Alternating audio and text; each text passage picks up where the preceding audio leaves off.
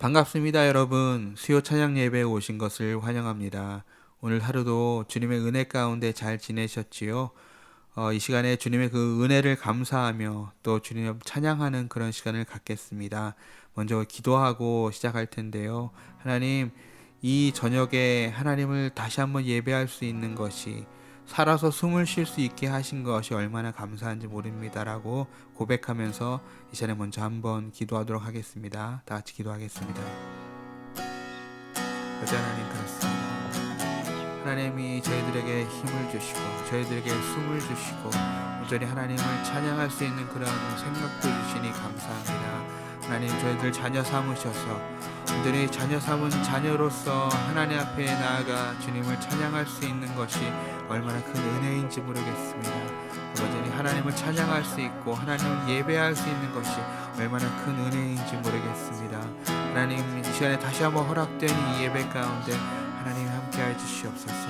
하나님, 저희들의 예배를 받아주시옵시고 저희들 가운데 좌정하셔서 저희들 한 사람 한 사람의 마음을, 그 마음의 예배를 주님 받아주시고 함께하여 주시옵소서. 예배를 드리는 모든 자들이 함께 주님 앞에 나아가 한 마음으로 기쁨으로 주님 앞에 드려지는 그런 귀한 예배 될 수 있도록 주님께서 인도해 주시기를 간절히 바라고 원합니다. 주님 의지합니다. 주님께 예배와 찬양을 올려드립니다. 함께하여 주시옵소서. 우리 주 예수 그리스도의 이름으로 기도드립니다.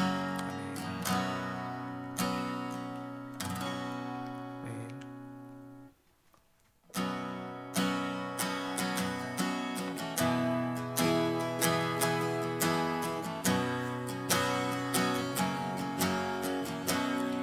먼저 그 나라와 의를 구하라. 그 나라와 그 의를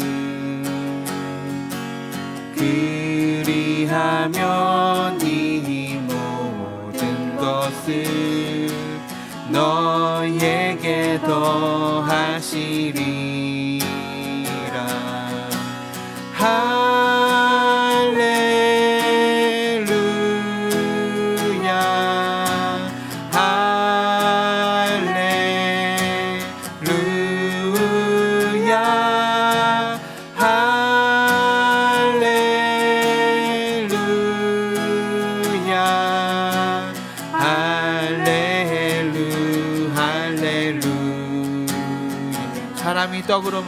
사람이 떡으로만 살 것 아니요 하나님 말씀으로 그리하면 이 모든 것을 너에게 더하시리라.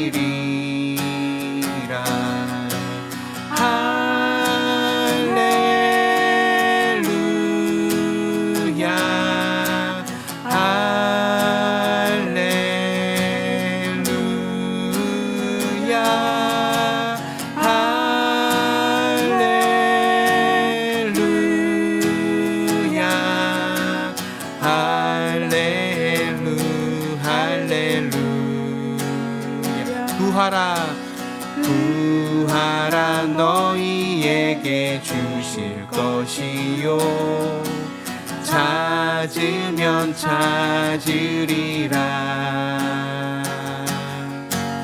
문 두드리면 열릴 것이라. 할렐루야 할렐루야 할렐루야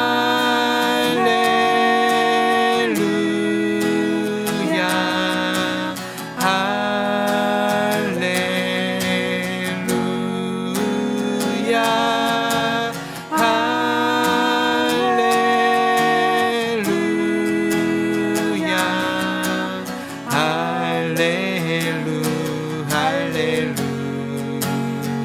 할렐루야 할렐루야 할렐루야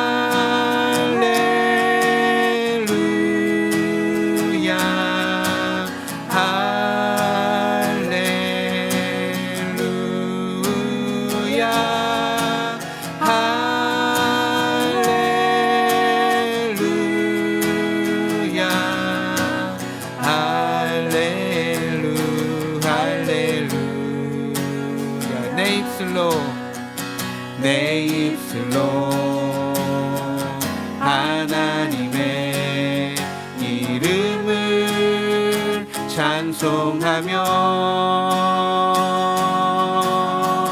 내 마음으로 하나님을 즐겁게 찬양하네. 할렐루야 할렐루야 할렐루야 할렐루 할렐루야 할렐루야 할렐루야 할렐루 할렐루야. 내 입술로 하나님의 방소를 드림보다 진정한 예배를 기쁘게 받아주시는 주님, 찬송을 부르며 영원히 섬기리. 주님께 영광 돌리리. 할렐루야 할렐루야 할렐루야 할렐루 할렐루야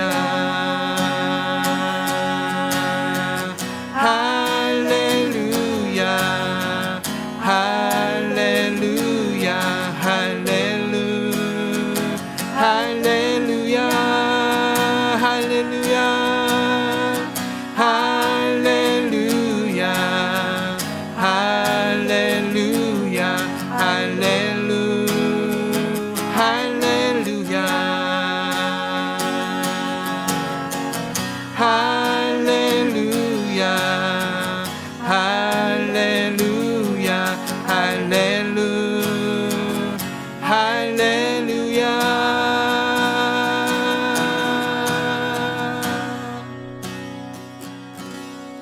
아멘. 주님을 찬양합니다.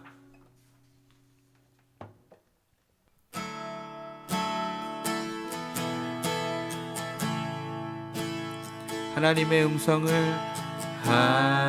하나님의 음성을 듣고자 기도하며 귀를 기울이고 나의 기도를 들어주신다네.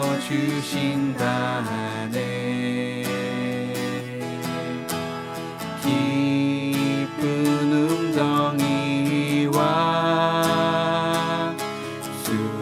수렁에서 끌어주시고 나의 발을 반석 위에 세우시사 나를 튼튼히 하셨네. 새 노래로 부르자 랄랄라. 하나님께 올릴 찬송을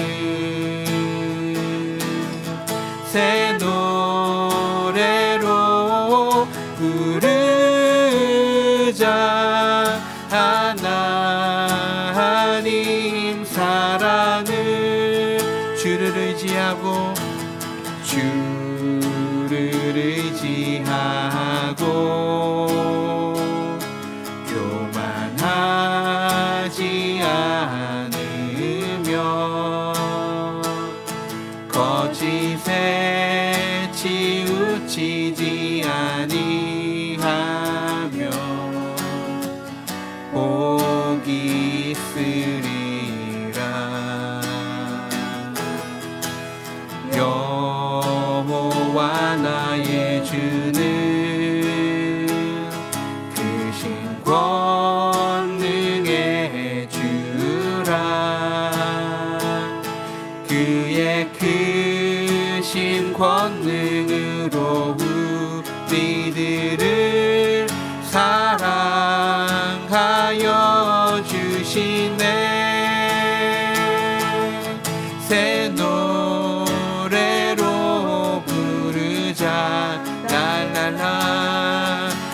하나님께 올릴 찬송을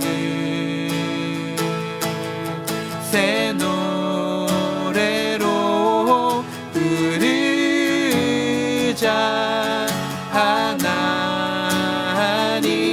사랑을 새 노래로 부르자. 랄랄라. 하나님께 올릴 찬송을 새 노래로 부르자. 하나님 사랑을 새 노래로 부르자. 랄랄라. 하나님께 올릴 찬송을 새 노래로 부르자. 하나님 사랑을 하나님 사랑을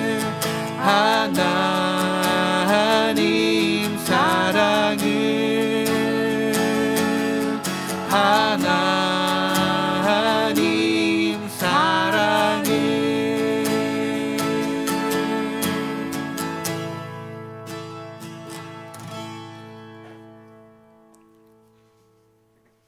이 시간에 이 찬양으로 하나님께 나아갈 텐데요.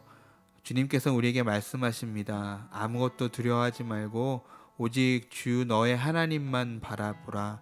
주님은 우리의 산성이시니, 주님은 나의 요새이시고, 주님은 나의 소망이시니 나의 힘이 되신 여호와만 찬양합니다 라고 이 시간에 이 찬양 부르면서 고백하도록 하겠습니다.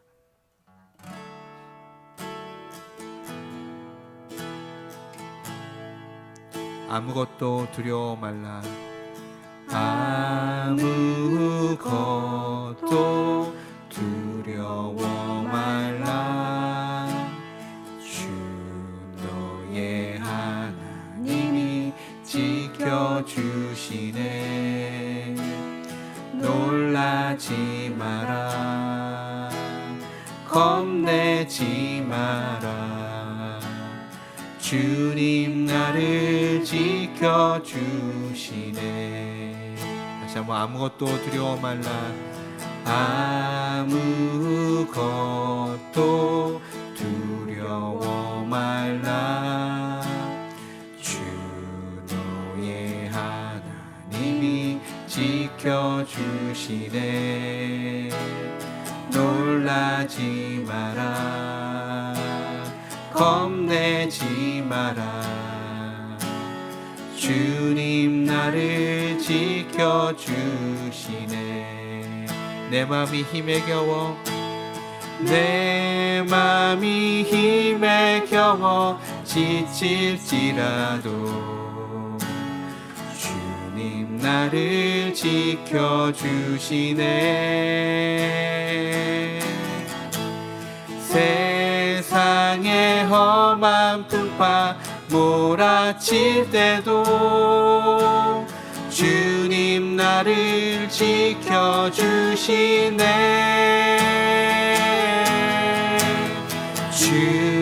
주님은 나의 산성, 주님은 나의 요새, 주님은 나의 소망,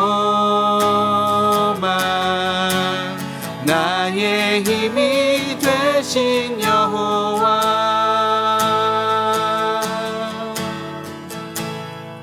다시 한번 고백합니다. 아무것도 두려워 말라. 주 너의 하나님이 지켜주시네. 놀라지 마라. 겁내지 마라. 주님 나를 지켜주시네. 아무것도 두려워 말라. 아무것도 두려워 말라. 주 너의 하나님이 지켜주시네. 놀라지 마라. 겁내지 마라. 주님 나를 지켜주시네. 내 맘이 힘에 겨워, 내 맘이 힘에 겨워 지칠지라도 주님 나를 지켜주시네.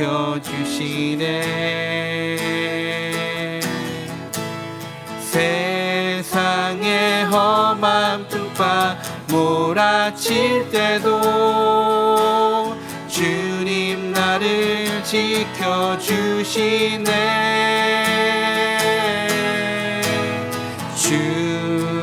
주님은 나의 산성,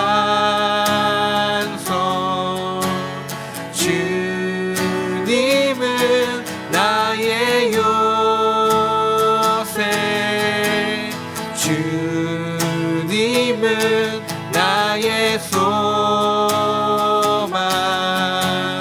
나의 힘이 되신 여호와.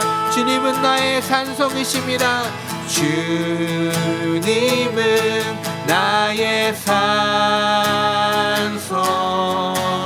주님은 나의 요새, 주님은 나의 소망, 나의 힘이 되신 여호와. 주님은 나의 산성, 주님은 나의 산성, 주님은 나의 요새, 주님은 나의 소망, 나의 힘이 되신 여호와.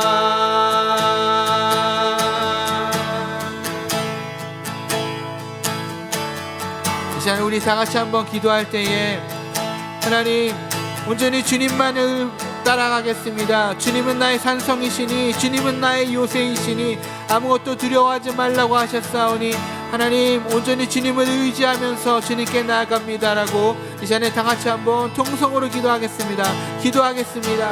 아버지 하나님, 이 시간에 온전히 하나님을 의지합니다. 우리의 모습은 연약하고 우리는 하루하루도 우리는 어떻게 될지를 알지 못하는 불안한 그런 가운데 살아가는 사람들이 오니 아버지 하나님, 하지만 하나님께서 함께 하시고 하나님이 나의 산성이시고 하나님이 나의 소망이시라고 하셨사오니 아버지 하나님, 그 말씀을 의지하면서 온전히 다시 한번 주님을 찬양합니다.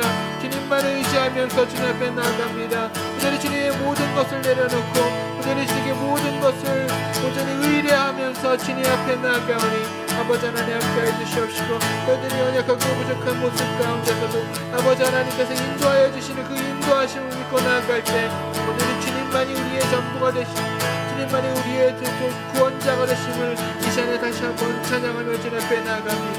또 아버지 하나님, 저희들을 불쌍히 여기시고 긍휼히 여기셔서 아버지 하나님의 그 자녀 그들의 기도를 들어주시옵시고 저희 주님께서 인도하시는 그 푸른 초장으로 저희들 가운데 함께해 주셔서 저희 주님 앞에 주시는 그 평안함과 긍휼을 누리는 자들 되시도록 아버지 하나님 도와주시기를 주님 바랍니다.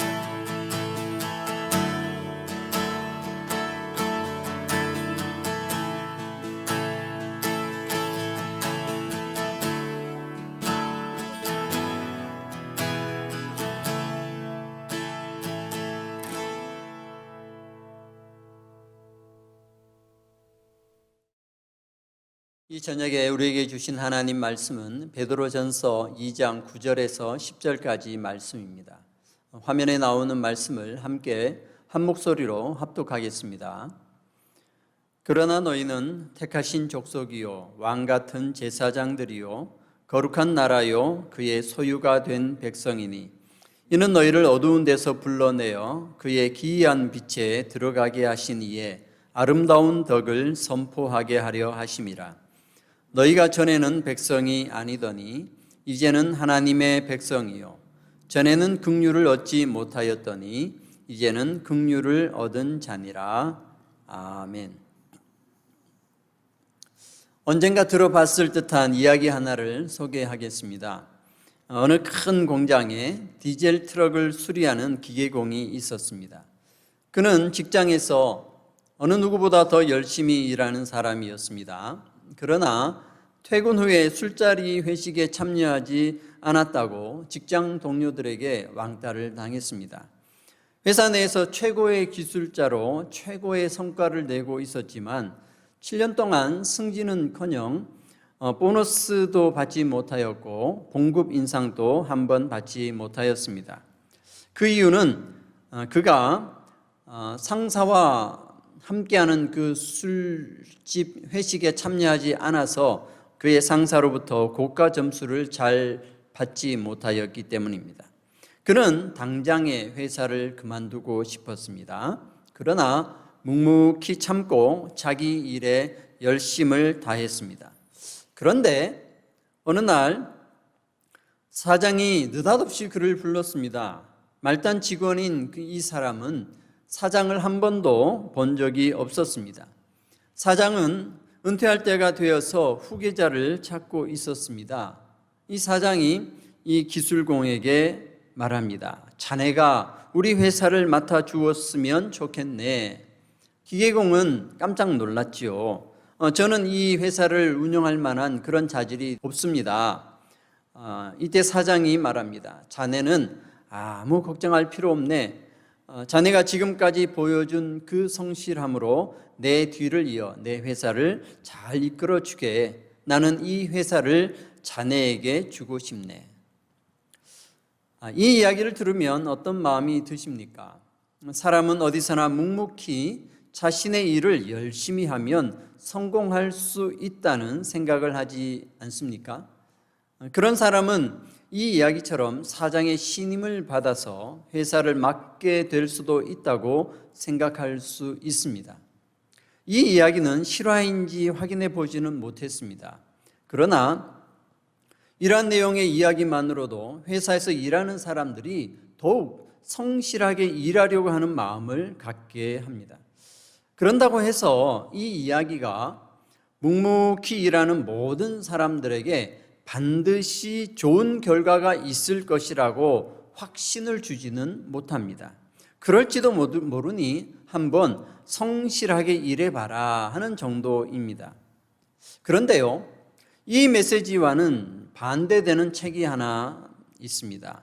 실패하는 샐러리맨의 7가지 유형이라는 책입니다. 그 책의 내용은 이렇습니다. 말없이 묵묵히 일만 하면 반드시 망한다. 정보화 사회에서는 황소처럼 일만 하면 골병만 들 뿐 성과는 나지 않는다. 급변하는 사회에서의 미덕은 원활한 커뮤니케이션을 통한 정확한 상황 판단과 시적절한 의사결정이다. 막연히 아끼는 것보다 돈과 에너지를 과감히 투자해 몇 배, 몇십 배의 가치를 창출하겠다는 도전 정신이 필요하다. 상사의 명령에 절대 복종해서는 반드시 실패한다. 상명하복만으로 성공하고 출세하던 시절은 끝났다. 과거에 집착하면 실패한다. 과거의 연장선에서 사고하면 성공할 수 없다. 똑같은 인간이 살아가는 세상에서 시대가 바뀌었다고 해서 이렇게 반대되는 내용이 등장하였습니다. 우리는 이 2가지 삶의 방법을 다 듣고 난 후에 어떻게 살아야겠다는 마음이 드십니까? 묵묵히 성실하게 일하는 사람인가요? 아니면 도전적이고 창의적인 일을 하는 사람인가요? 사실 어떤 방법으로 살든 그것이 인생의 성공을 책임져 주지는 않습니다. 그 누구도 이렇게 하면 성공한다는 유일한 길을 알려주지는 못합니다. 이렇게 하면 될 수도 있다 하는 정도입니다. 그러면 우리는 어떻게 살아야 합니까? 가장 확실하면서도 변치 않는 인간의 삶의 매뉴얼이 있습니다. 그것은 바로 하나님의 법칙입니다. 4,000년 전부터 주어진 것이지만 한 번도 바뀌지 않고 여전히 똑같이 인간의 삶의 절대적 진리가 되는 법칙, 이 법칙은 바로 하나님의 법칙입니다. 하나님의 법칙은 이 땅에서 잘 되는 것뿐만 아니라 죽은 후의 세상에서도 확실하게 보장되는 유일한 법칙입니다. 한 번 제시한 이후로 한 번도 그 방법이 바뀌어지지 않고 변형되지 않고 계속 그대로 유지되어지는 유일한 법칙입니다.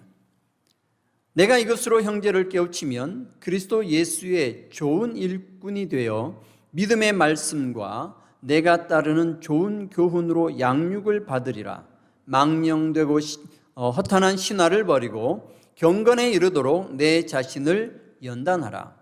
육체의 연단은 약간의 유익이 있으나 경건은 범사에 유익하니 금생과 내생에 약속이 있느니라. 디모데전서 4장 6절에서 8절까지 말씀입니다. 여기서 말하는 금생과 내생에 약속이 있는 것은 경건이라고 하였습니다. 경건이 무엇입니까? 헬라어로 유세베이안이라고 하는 이 경건은 순결한 양심으로 하나님께 예배하는 마음, 이렇게 칼빈은 해석했습니다. 순결한 양심, 이것은 깨끗한 양심을 말하는 것입니다. 이것은 회개한 사람이 갖게 되어지는 성령에 의해서 변화받은 양심인 거죠. 이 양심으로 하나님께 예배하는 마음, 이것을 경건이라고 풀었습니다. 존 스토트라는 목사님은 이 경건을 자기 중심에서 하나님 중심으로 변화하는 코페르니쿠스적 대전환을 경험한 이들의 영적 특성이라고 설명하였습니다. 자기 중심에서 하나님 중심으로 변화하는 대전환을 경험한 사람의 영적 특성이라는 거죠. 이것 또한 회개입니다. 회개가 바로 자기 중심에서 하나님 중심으로 마음을 돌리는 것이기 때문에 결국 경건은 회개의 다른 표현이라고 할 수 있습니다. 예수님께서도 이렇게 말씀하시죠. 누구든지 나를 따라오려거든 자기를 부인하고 자기 십자가를 지고 나를 따를 것이니라고 말씀하셨습니다. 자기를 부인하고 예수님을 따르라는 이 말씀, 이것도 회개하라는 말씀과 같은 표현입니다. 그러므로 디모데전서에 기록되어 있는 금생과 내생의 약속이 있는 경건은 바로 회개입니다. 하나님께서 우리에게 주신 하나님의 법칙은 바로 회개하라는 말씀입니다. 하나님의 법칙에 들어가는 것은 온전한 회개를 하는 것입니다. 회개는 자기 스스로가 주인 되어 살아가던 마음을 바꾸어서 오직 하나님만 온전한 주인과 왕으로 모시는 그 마음으로 회심하는 것을 말합니다. 회개는 다윗 왕 이후 하나님께서 선지자를 통해서 계속하여 말씀하셨던 것입니다. 너희는 아브라함과 이삭과 이스라엘의 하나님 여호와께로 돌아오라고 하신 거죠. 이 돌아오라는 말씀이 회개하라는 말씀입니다. 하나님을 믿는다는 것은 하나님의 법칙에 들어가는 것이죠. 하나님께서 세상을 창조하셨기 때문에 그 창조하신 세상의 모든 질서, 모든 운영은 하나님의 법칙대로 되는 것이 당연합니다. 하나님께서 인간을 만드셨기 때문에 인간의 삶의 방식도 하나님이 정해주신 그 법칙에 따라 사는 것이 가장 합당합니다. 그렇기 때문에 하나님이 정해주신 그 방법에 우리가 들어가는 것, 이것이 가장 유일한 그리고 가장 좋은 삶의 법칙이 된다는 것이죠. 많은 신실한 그리스도인들은 이것을 인정하고 받아들입니다. 그러나 생각으로만 받아들인다는 것이 문제입니다. 생각으로만 이것을 받아들이고 행동으로는 나타내지 않습니다. 하나님을 창조주라고 인정하지만 창조주로서 하나님을 대하지 않습니다. 오히려 회사의 사장에게는 목숨을 바쳐 충성하면서도 진짜 주인 되시는 하나님을 향해서는 충성된 행동을 보이지 않습니다. 우리의 재산뿐만 아니라 생명까지도 소유하고 계시는 진짜 주인 되시는 하나님께 대한 충성이 잠깐 쓰면 없어질 정도의 몇 푼 안 되는 월급을 주는 사장에게 보이는 충성보다 못합니다. 이러한 삶을 살면서 하나님을 믿는다고 하면 그 믿음은 가짜 믿음입니다. 가짜 신앙입니다. 원수마귀 사탄은 인간에게 큰 유혹을 주지 않습니다. 이런 작은 유혹을 주죠. 단지 하나님을 주인으로 모시는 생각만 해라, 행동으로는 옮기지 마라, 이 유혹을 하는 것이죠. 그래서 하나님을 생각으로만 인정하는 인간들을 데리고 함께 지옥에 떨어지는 것이 이 원수마귀 사탄의 최고의 목적이 되는 것입니다. 그런 마귀의 유혹에 넘어가서는 안 됩니다. 온전한 회개를 하지 못하도록 하는 이 유혹에 넘어가서는 안 됩니다. 우리가 온전한 회개를 했는지 안 했는지 알아보는 회개의 척도가 그래서 중요합니다. 오늘은 회개의 척도 세 번째 시간으로 선포의 말씀을 전합니다. 선포한다는 이 말씀은 헬라어로 케리소라는 단어입니다. 이 단어는 선포하다, 전파하다, 전도하다라는 말로 번역이 되어 있어서 이 케리소의 의미가 참 여러 가지구나라고 생각할 수 있습니다. 하지만 케리소라는 단어는 황제의 명령을 선포할 때만 사용하는 단어입니다. 그래서요, 이 케리소를 사용하기 위해서는 세 가지의 조건이 충족되어야 합니다. 그 첫 번째는 바로 선포하는 사람입니다. 황제로부터 보냄받은 전령만이 케리소를 할 수 있습니다. 보냄받지 않은 자가 전하는 것을 케리소라고 하지 않습니다. 아무나 가서 황제가 이런 말을 했다고 전하는 것은 그것은 소문일 뿐이에요. 소문에는 황제가 전하고자 하는 핵심 내용이 빠져 있을 수 있습니다. 왜냐하면 그 말을 들은 사람이 자기 생각대로 해석을 해서 전하기 때문에 핵심 내용이 와전될 수 있습니다. 그래서요, 선포는 반드시 황제가 보낸 사람만이 할 수 있습니다. 두 번째 조건은 선포하는 힘입니다. 황제의 보냄을 받은 사람은 황제의 군대가 호위합니다. 황제의 군대를 보고 사람들이 황제가 보낸 사람인 것을 알게 된 것이죠. 황제가 보낸 군사들의 호위를 받으면서 선포할 때 황제를 대신하여 전하는 위엄이 나타나게 되는 것입니다. 세 번째는 선포하는 내용입니다. 무엇을 선포해야 하겠습니까? 케리소는 반드시 한 가지만 전하는 것입니다. 그것은 바로 황제의 명령입니다. 황제의 전령이 황제의 군대를 거느리고 선포할 때에 황제의 명령만 전해야 한다는 것이죠. 이때 전하는 이 황제의 명령을 케리그마라고 합니다. 케리그마는 전령이 선포한 내용을 케리그마라 하는 것이 아니라 황제의 명령을 케리그마라고 합니다. 그리고 황제의 명령이 기록되어 있는 서신을 유앙겔리온이라고 하죠. 그래서 황제의 서신인 유앙겔리온을 펼쳐서 황제의 명령인 케리그마를 황제의 힘을 통하여 선포하는 것, 퀘리소하는 것을 말하는 것입니다. 이렇게 고대 근동에서 황제의 명령을 선포할 때 사용했던 단어들을 신약 성경에서는 그대로 사용하고 있습니다. 왜냐하면 우리의 영원한 왕 중에 왕 되시는, 그리고 우리의 온전한 주인 되시는 유일한 분, 황제보다 훨씬 높은 바로 그분이 하나님이시기 때문입니다. 인간이 표현할 수 있는 가장 높은 단어를 가져다가 하나님의 말씀을 전하는 데 사용한 것입니다.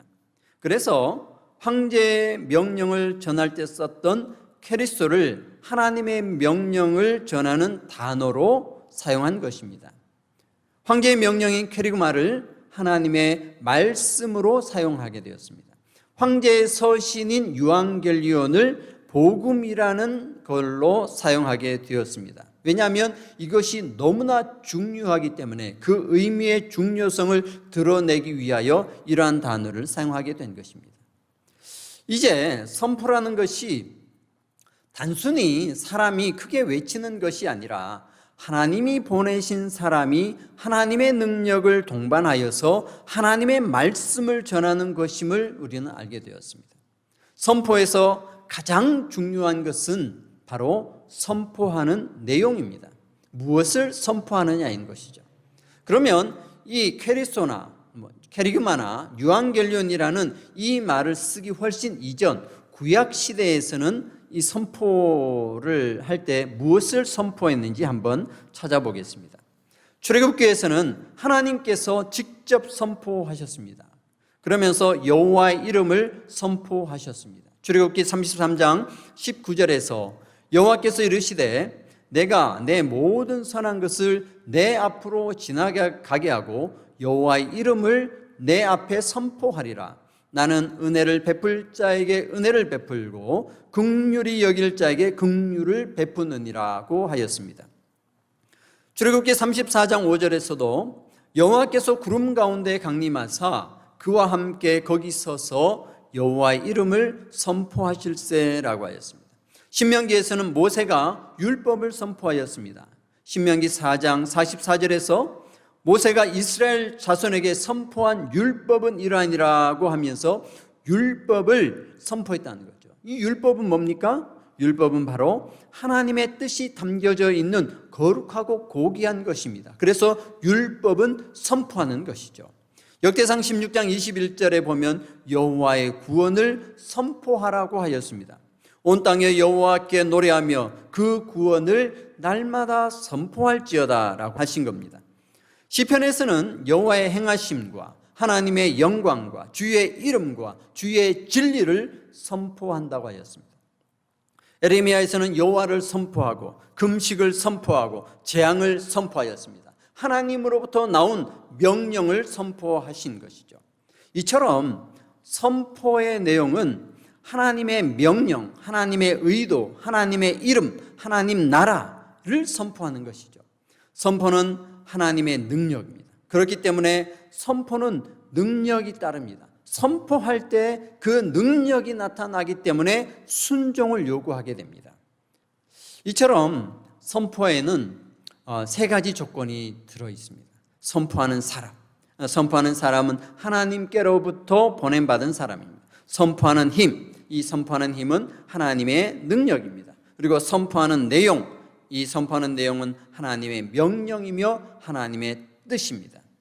선포는 이처럼 세 가지 조건을 충족될 때에 선포가 이루어지는 것이죠. 그래서요, 이 선포는 회개한 사람인지 아직 회개하지 않은 사람인지 회개를 하였지만 지금 그 마음이 변심했는지 알아볼 수 있는 회개의 척도로도 사용할 수 있습니다. 선포를 회개의 척도로 사용하게 될 때 우리가 볼 수 있는 것은 그 첫 번째가 바로 선포를 들을 때의 반응을 통해 알 수 있습니다. 회개한 사람은 선포를 들을 때 나타나는 반응이 달라집니다. 다시 말해서 선포를 들을 때에 선포한 내용을 지키려고 분주하게 움직이는가, 내 마음이 요동하는가, 아니면 선포된 말씀을 들어도 별로 움직이지 않고 그 말씀대로 살아가려고 하는 의지가 없다 하면 그 사람은 회개하지 못한 사람인 것이죠. 참으로 회개한 사람은요, 하나님을 진정한 왕으로 모신 사람이기 때문에 하나님의 명령, 하나님의 말씀이 선포되어질 때 그 말씀에 움직이려고 한다는 것이죠. 그래서 이 선포가 회개의 척도가 되는 것입니다. 참된 하나님의 백성은 왕의 명령이 선포될 때 그 명령을 무겁게 받아들여 행동하려고 합니다. 이것이 참된 백성인 것입니다. 에레미야 33장 9절 말씀에 보면 그들은 내가 이 백성에게 베푼 모든 복을 들을 것이요 내가 이 백성에게 베푼 모든 복과 모든 평안으로 말미암아 두려워하며 떨리라라고 하였습니다. 그러나 말씀이 선포되었는데도 마음이 동하지 않고 강 건너 불구경하는 것처럼 관망하는 마음을 유지하고 있다면 이 사람은 회개하지 못한 사람입니다. 전에 회개를 했다 하더라도 지금은 그 회개의 마음이 사라져버렸어요. 하나님께로 회심했던 마음이 다시 세상으로 갔고 자기 자신이 주인이 되어버린 사람입니다. 이렇게 선포 앞에서 마음의 요동과 순종하며 살아야겠다는 그 갈급함이 있는지 없는지를 통하여 회개한 사람인지 아닌지를 측정해 볼 수 있습니다. 둘째는 회개한 사람은 선포를 한다는 것이죠. 진정한 회개는 사람의 노력으로 이루어지지 않습니다.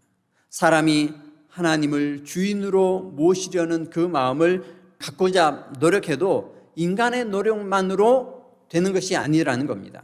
인간이 노력할 때에 성령께서 오셔서 그 마음을 바꾸어 주셔야 회개가 온전히 이루어집니다. 성령께서 역사해 주지 않으시면 회개가 이루어지지 않습니다.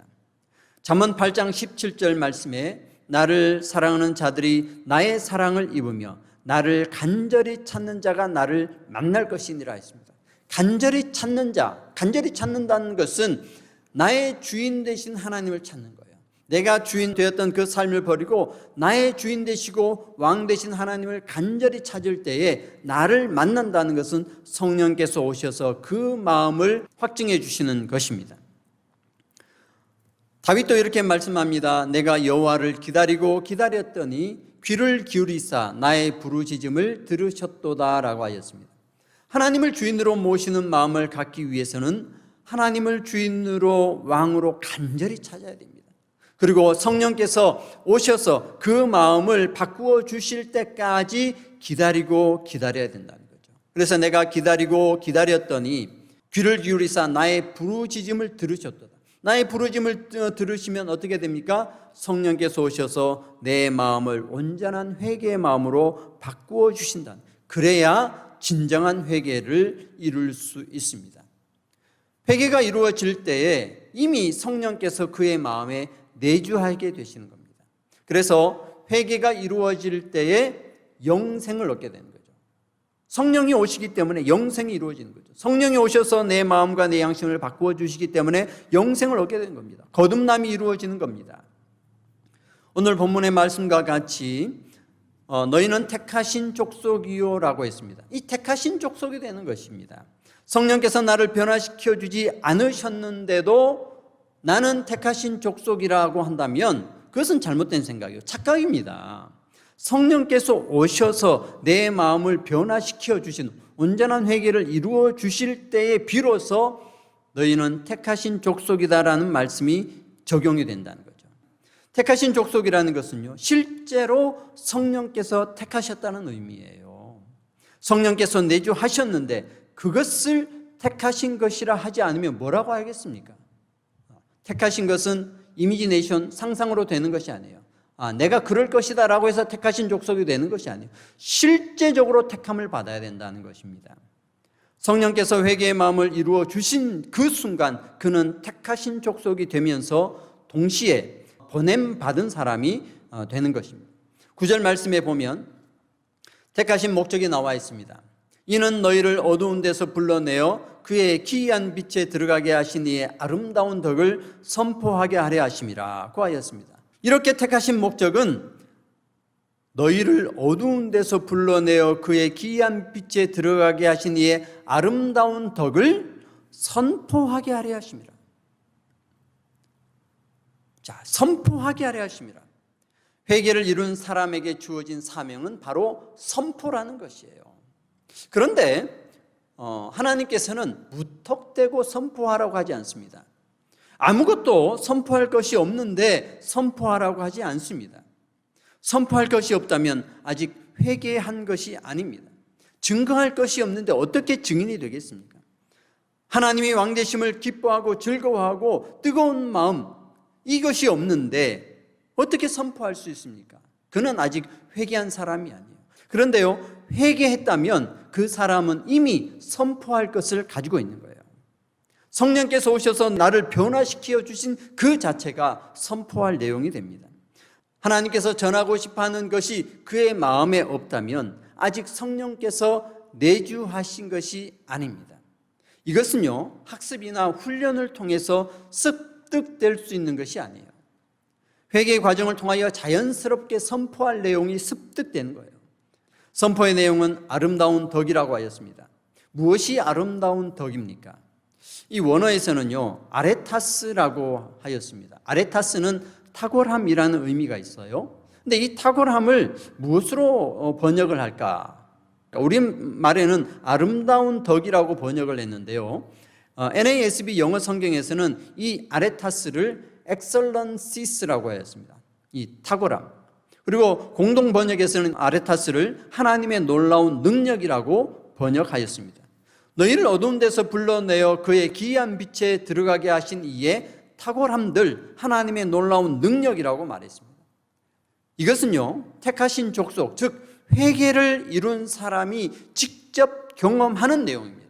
이 하나님의 놀라우신 능력, 하나님의 탁월한 것은 회개한 사람은 당사자가 직접 경험하는 내용이에요. 자기 중심으로 살아가던 사람이 세상의 어둠 속에서 하나님을 간절히 찾고 기다리는 과정을 통하여 성령의 역사하심을 경험하게 되는 그 순간 이 하나님의 탁월함, 하나님의 놀라운 능력을 경험하게 되는 것이죠. 그래서 이 경험을 선포하게 하시는 겁니다.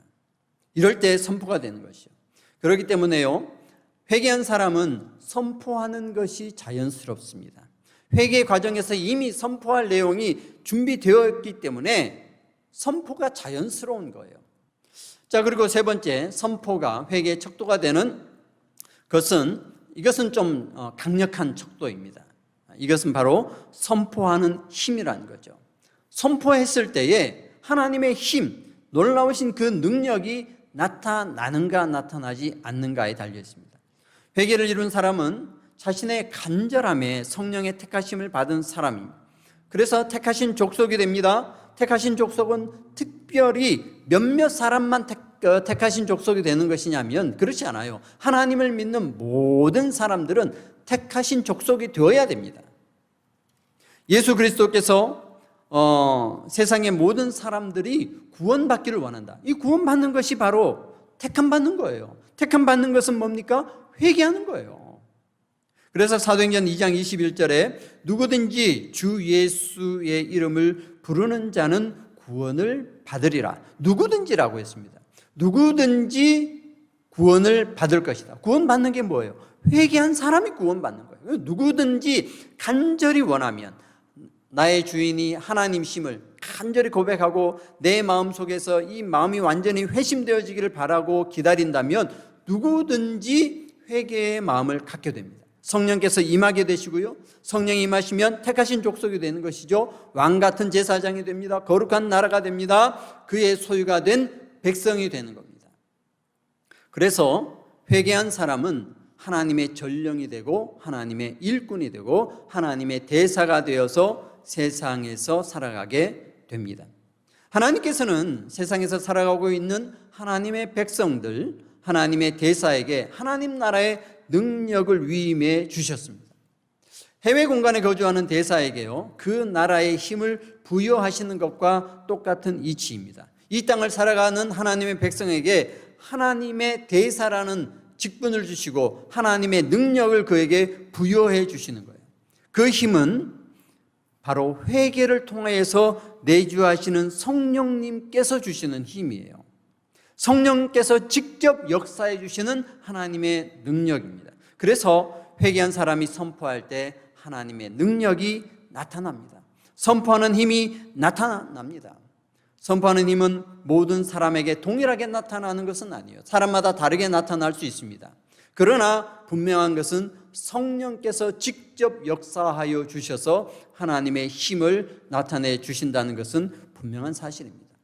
고린도전서 12장 7절에 보면 각 사람에게 성령을 나타내심은 유익하게 하려 하심이라. 어떤 사람에게는 성령으로 말미암아 지혜의 말씀을, 어떤 사람에게는 같은 성령을 따라 지식의 말씀을, 다른 사람에게는 같은 성령으로 믿음을, 어떤 사람에게는 한 성령으로 병 고치는 은사를, 어떤 사람에게는 능력 행함을, 어떤 사람에게는 예언함을, 어떤 사람에게는 영들 분별함을, 다른 사람에게는 각종 방언 말함을, 어떤 사람에게는 방언 통역함을 주시나니 이 모든 일은 같은 한 성령이 행하사 그의 뜻대로 각 사람에게 나누어 주시는 것이라고 하였습니다. 보세요. 성령께서 각 사람에게 나누어 주시는 이 능력이 있다는 것이죠. 이것을 통하여 선포하게 되는 것입니다. 이처럼 선포를 들을 때 어떤 마음을 갖게 되었는지, 선포할 내용이 나에게 있는지, 내가 그 내용을 가지고 다른 사람에게 하나님 나라를 지금 선포하고 있는지, 선포할 때 역사하는 힘이 있는지, 이것을 통해서 내가 회개를 한 사람인지 회개를 안 한 사람인지를 측정해 볼 수 있습니다. 이 회개의 척도로서의 선포는 내가 회개한 사람인지 확인하는 의미가 강합니다. 이것이 나타나지 않는다 해서 나는 회개하지 못한 사람이라 이 의미보다 이것이 나타난다면, 이 선포가 나타나고 이 선포할 때 마음이 동하고 선포할 때 능력이 나타난다면 나는 확실하게 회개한 사람이구나를 알 수 있는 것입니다. 신앙인에게 있어서 회개는 너무나 중요합니다. 회개를 통해서 하나님께 나아갈 수 있고요, 회개를 통해서 성령의 임재를 기대할 수 있고요, 회개를 통해서 성령의 능력도 기대할 수 있습니다. 하나님께서는 오늘도 우리 모든 사람이 회개의 자리로 나와 회개를 통하여 놀라우신 하나님의 그 능력을 입어 세상 가운데 강하고 힘있게 살아가기를 요구하고 계십니다. 온전한 회개를 통하여 하나님께서 기뻐하시는 선포의 사명을 감당할 수 있기를 축복합니다. 기도하겠습니다. 살아계신 하나님 아버지, 감사합니다. 오늘도 하나님의 마음을 나누었습니다. 우리를 향하신 하나님의 마음은 우리로 하여금 회개한 사람이 되어 하나님의 놀라우신 그 힘과 능력을 받아 선포하며 그 말씀대로 살아가며 하나님을 온전한 주인으로 인정하여 그 뜻 가운데 살아가는 것을 원하시는 것인 줄 다시 한번 우리가 배웠습니다. 하나님, 이 말씀대로 우리에게 나타나기를, 이 선포를 할 수 있는 사람, 선포할 때 능력이 나타나는 하나님의 대사, 하나님의 일꾼 되기를 원합니다. 이러한 능력이, 이러한 거룩한 것이, 이러한 귀한 것들이 우리의 삶 속에 나타날 수 있도록 우리가 먼저 회개하는 마음으로 하나님을 온전한 주인으로 모시며 간구하며 또 기다리며 성령의 충만함을 기다리며 살아가겠습니다. 하나님 역사하여 주시옵소서. 감사드리며 예수님 거룩하신 이름으로 간절히 기도하옵나이다. 아멘.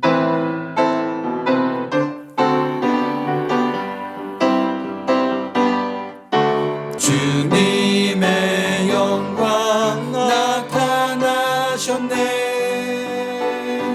권능으로 임하셨네. 죽음에서 날 살리신 주 성령, 놀라우신 주 하나님. 할렐루야, 주의 나라가 차는 눈을 뜨며 할렐루야 임하소서. 저는 차는 받게 되리. 나는 선포하리. 만왕의 왕 예수, 주의 나라 임하시네. 주님의 영광, 주님의 영광 나타나셨네. 권능으로 임하셨네. 죽음에서 날 살리신 주 성령, 놀라우신 주 하나님.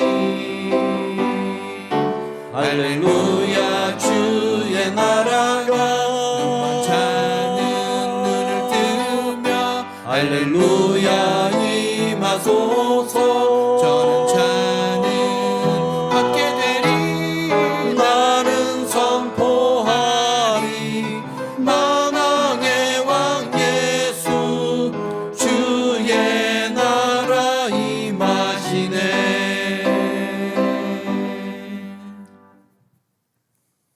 우리 다 함께 각자 계시는 그 처소에서 기도하도록 하겠습니다. 우리가 이 회개의 척도에 대해서 3번에 걸쳐서 말씀을 나누었습니다. 회개의 척도는 율법이요, 양심이요, 선포라고 하였습니다. 이것을 생각하면서 우리가 참으로 회개한 사람, 회개의 마음을 가지고 회개의 영을 가지고 회개한 사람으로 온전한 구원을 이루며 온전한 영생을 얻으며 거듭나며 또 하나님 나라에 들어가며 하나님의 백성 되어서 세상 가운데 하나님의 대사로서 하나님의 일꾼으로서 살아가는 사람이 되어야 됩니다. 회개가 이루어지지 않으면 아무것도 되지 않습니다. 회개가 그 시작점인 것이죠. 하나님 나라를 경험함으로 회개하는 사람이 되어야 됩니다. 우리 오늘 기도하실 때는요, 내가 참으로 회개하는 사람, 회개의 영을 갖기를 원합니다. 회개의 마음을 갖기를 원합니다. 성령님 임재하여 주시고 그 놀라신 능력으로 함께해 주옵소서라고 간절히 간구하겠습니다. 그리고 우리 교회에 이 연약한 분들 위해서 기도하실 때요, 우리가 그냥 비상적으로 기도하시는 것이 아니라 오늘은 하나님의 이 놀라신 능력으로 그들을 치유하여 주시고 하나님께서 보호하여 주시고 강건케 하여 주시고 실제적으로 하나님의 힘을 더하여 달라고, 그들에게 성령의 충만함을 더하여 달라고, 이를 위해서 우리가 함께 통성으로 기도하겠습니다. 다 함께 기도하겠습니다. 살아계신 하나님 아버지 감사합니다. 오늘 이 시간도 하나님 저희들을 불러주시고 아버지 주의 귀한 말씀으로 나누게 해주심을 감사합니다. 하나님께서 우리를 선택하여 주시고 택하신 족속으로 왕같은 제사장으로 거룩한 나라로 하나님 나라의 백성으로 이끌어 불러주시며 또 우리를 통하여 그의 기이한 빛에 들어가는 아름다운 덕을 선포하게 하려 하심이라고 했사옵니다. 하나님, 우리가 이 선포를 할 수 있는, 선포를 통하여 하나님의 그 놀라신 은혜를 나타낼 수 있는 사람 되기를 원합니다. 하나님, 선포되어지는 말씀을 들을 때마다 우리의 마음이 동하며 그 말씀대로 살아가려고 하는 그 강한 우리 마음이 움직이는, 그리고 그 말씀대로 살아가려고 노력하는 그런 사람이 되기를 원합니다. 하나님, 선포할 때마다 하나님의 놀라신 능력이 나타나서 아버지 병든 자들이 일어나며 죽은 자들이 살아나며 하나님 알지 못하는 자들이 하나님을 경험할 수 있는 그런 하나님의 나라를 선포할 수 있는 자들 되기를 원합니다. 하나님, 온전한 회개를 통하여 하나님의 뜻을 이루어드리는 이 땅에서 하나님의 대사로 살아갈 수 있는 하나님 온전한 일꾼으로 살아갈 수 있는 자들 제가 되기 원하오니 하나님 역사하여 주옵소서. 우리가 참으로 회개하는 마음으로 주 앞에 나아갈 때 성령의 임재하여 주시고 우리의 마음에 회개한 마음을 온전히 이루어 주셔서 우리가 그런 마음 속에서 하나님 나라를 경험하며 그 가운데 살아가도록 이 생에서의 삶뿐만 아니라 모든 세상에서도의 온전한 삶이 되는 온전한 하나님의 삶의 법칙이 되는 이것을 우리가 놓치지 않으며 살기로 하니 우리 주여 우리를 붙들어 주시고 우리를 인도하여 주옵소서. 하나님 아버지, 우리 교회에 속에는 연약한 분들이 많이 있사오니 하나님 오늘 특별히 저들에게도 은혜 베풀어 주셔서 아버지 그들의 아픈 것들을 구석구석 주님께서 아시옵나이다. 주여 역사하여 주시고 치유하여 주시고 회복시켜 주시옵소서. 수술을 앞두고 있는 이에게 하나님 평안을 다하여 주시고 아버지 그의 모든 연약한 것들과 모든 잘못된 것들을 주여 온전히 회복시켜 주시옵소서. 건강 회복을 기다리고 있는 이들에게 하나님 힘을 다하여 주시고 아버지 강건케 하여 주셔서 하나님 나라를 위하여 더욱더 열심히 살아갈 수 있는 하나님께 충성을 다하며 살아갈 수 있는 하나님의 거룩한 종들 되도록 주여 은혜 베풀어 주시옵소서. 하나님 감사합니다. 하나님 감사합니다. 거룩하신 하나님 아버지 감사합니다. 이 시간도 우리가 함께 통성으로 마음을 모아 기도하는 이 기도의 내용을 들어주시옵시고 우리를 통하여 하나님 나라의 거룩한 일꾼으로 하나님께서 원하시는 그 귀한 선포의 사명을 잘 감당할 수 있는 주의 종들 되도록 역사하여 주옵소서. 연약한 분들 위하여 기도하여 싸우니 하나님 들으시고 역사하여 주셔서 아버지 우리 공동체 가운데 질병으로 인하여 고생하는 이 없도록 아버지께서 지켜주시는 그 강건함을 통하여 살아갈 수 있는 거룩한 이 신앙의 공동체 되게 하여 주옵소서. 오늘도 저희들의 처해 있는 이 처소와 우리의 각 가정에 하나님의 크신 은혜와 놀라운 역사하심이 함께하여 주신 것을 감사드리며 예수님 거룩하신 이름으로 감사기도 드립니다. 아멘. 주님 가르치신 기도로 예배를 마치겠습니다. 하늘에 계신 우리 아버지여, 이름이 거룩히 여김을 받으시오며 나라의 임하옵시며 뜻이 하늘에서 이루은 것 같이 땅에서도 이루어지이다. 오늘날 우리에게 일용할 양식을 주옵시고 우리가 우리에게 죄 지은 자를 사하여 준 것 같이 우리의 죄를 사하여 주옵시고 우리를 시험에 들게 하지 마옵시고 다만 악에서 구하옵소서. 대개 나라와 권세와 영광이 아버지께 영원히 있사옵나이다. 아멘.